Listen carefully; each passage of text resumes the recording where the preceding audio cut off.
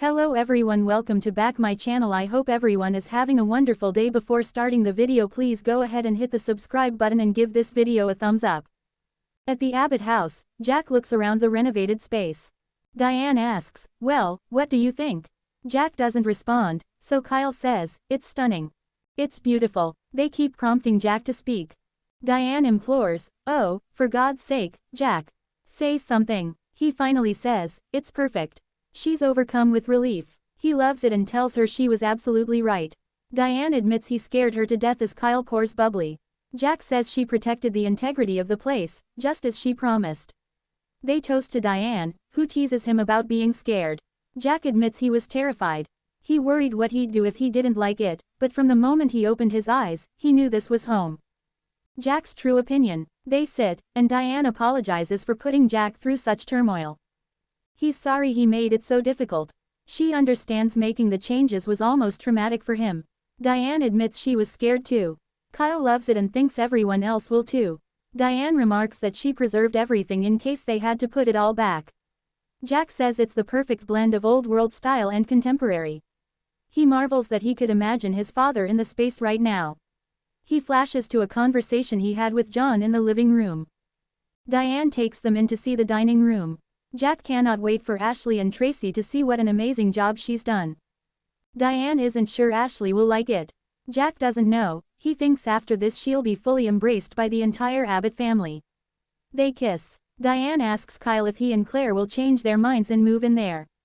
Kyle admits they'll likely get their own place, but he commits to Sunday dinners in the dining room. "This will always be my home. Thank you for preserving it, Mom." They embrace. Kyle snaps photos to show Claire and they all talk about not being able to wait for Harrison's reaction. He's heading back to the office, but Jack says he'll stay and soak this up for a bit. Kyle exits, and Diane says, "Okay, go ahead." Now that it's just them, he can tell her the truth. She's sure there are changes he doesn't like. "I promise, I can take it." Jack admits that a few things threw him at first. He wonders if the crown molding is too formal. She says she didn't change it, she only had it painted. He questions the fabric on the sofa, but she says he loved it on Tracy's club chairs in her apartment. Jack turns his attention to the portrait over the fireplace, he likes it a lot. Diane found it in the attic, it was a gift from his mother to his father in 1956.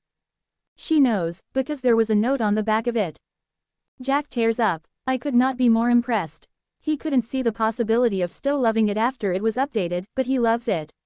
He sees her everywhere. That's the way it should be. "Why did I ever doubt you?" He tells Diane she has more than earned her place there. He thanks her for reminding him he shouldn't get stuck in the past. Jack wishes his parents could be there to see what a wonderful job she's done with their family home. Adam's proposal. At Society, Adam greets Chelsea and tells her this couldn't wait. He's been thinking and there's something important he wants to ask her.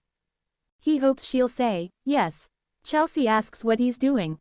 It looks like he's about to propose. Adam realizes that she's not thrilled about the idea. She says it would be premature. Adam turns sarcastic and jokey. She tells them remarrying so soon would be extreme. Adam says Victor brought it up, and so did Connor. Letting her off the hook, he admits he wasn't about to propose marriage, at least. "Will you come work with me at Newman Media?" Chelsea didn't see this coming, it's out of the blue. Adam admits he's been considering this before she even moved to the ranch. He knows she's thriving at Marchetti, but the idea feels right to him. Chelsea's flattered, but she doesn't understand. Adam points out she has experience. She's built her own company before. He thinks a partnership could work. My COO, he needs someone with creative ideas who knows his quirks. Someone he can work well with. Chelsea hedges, the way you and Sally did. Adam's not trying to replicate his dynamic with Sally. He wants a new partnership. They're in sync and this would be perfect. He needs someone who he trusts and who can see his vision, and push back. They could carpool and save on gas. She laughs and muses, this ended up being a proposal after all. Adam gets down on one knee and says, "Chelsea Lawson, will you do me the honor of being my COO?" She urges him to get up and says to the room at large, "This isn't what it looks like." Adam gets back in his chair. Well, Chelsea tells Adam he's not making this easy. He thinks the whole restaurant was pretty entertained. Chelsea never considered them working together and doesn't know how to respond. She's flattered he thinks so highly of her business skills. Adam keeps making the pitch, but she argues they haven't always seen eye to eye. Adam thinks if they can get through the last year with Connor, they can get through anything. He asks her to just think about it. She agrees. Smiling, she says he looks happy. Adam gets down on one knee again to propose they get some flatbread pizza. She pulls him up.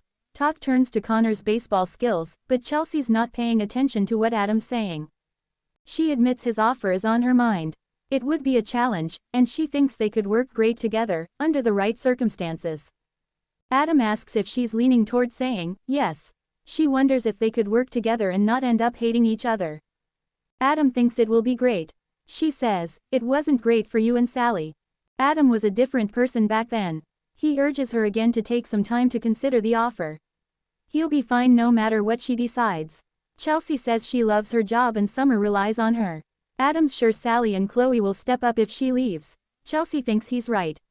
She takes his hand and tells him that just him asking her means everything.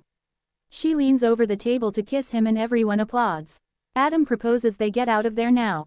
She says, proposal accepted. Holden listens in. Audra runs into Lily in the club dining room and updates her that Nate and Damien landed in Boston with Amy. They agree it sounds promising. Lily can see she really cares about Amy.